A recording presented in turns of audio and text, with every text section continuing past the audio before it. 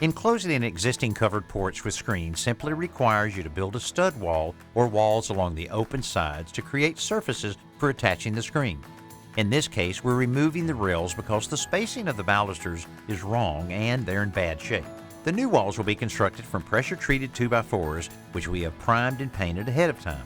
We begin with a horizontal piece aligned with the corner post and the trim board on the house. We're using 3-inch galvanized nails to secure the new material. Next, another horizontal piece is attached to the beam overhead before a vertical 2x4 connects the two.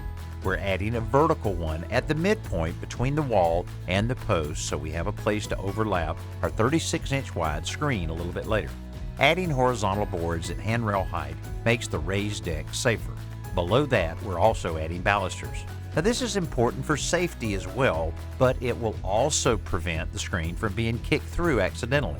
Clamping a 1-inch wide scrap to the rail helps us center each baluster as we nail it in place, and a spacer block makes it easy to gauge the distance between them as we move down the line. We're cutting the 36-inch wide screen to length for each opening before we begin stapling it in place. The important thing is to avoid wrinkles without pulling the screen so tightly that it stretches out of shape. Any excess screen is trimmed off with a utility knife. To cover the staples, we're nailing up treated wooden lattice strips along the edge of each 2x4. These are also pre-primed and painted like the studs to minimize painting with the screens in place.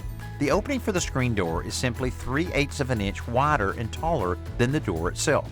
Once the screen door is installed in the door opening, the project is complete.